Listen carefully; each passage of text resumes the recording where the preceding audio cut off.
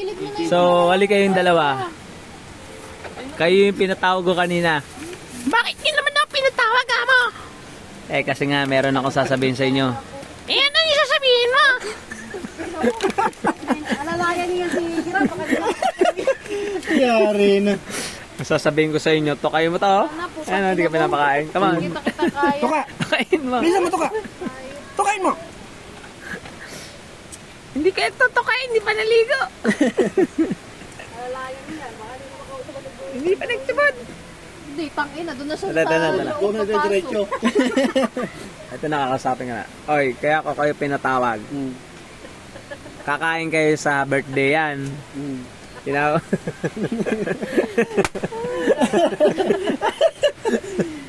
At nagpapataba kayong dalawa kasi payat na yung isa. Alalayan Kasama nito. payat na.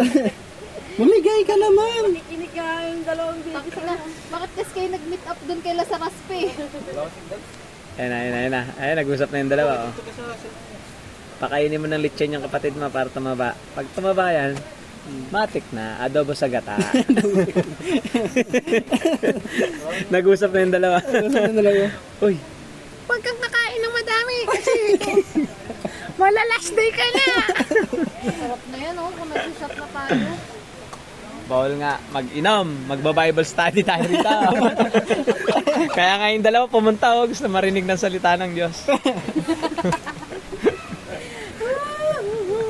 Ano, umpisahan ko na. Asan yung Bible ko? Si Abraham muna. Kasi si Abraham. Busy. Si Noe. Saan? Dali. Aray! Eh, yung dalawa. Kaldereta yun, no? Kasi Judas. Kanta na, pre. Ang Diyos, ang sandigan, hindi madidiba. Pangatang kanta mo. Picture, 1, 2, 3.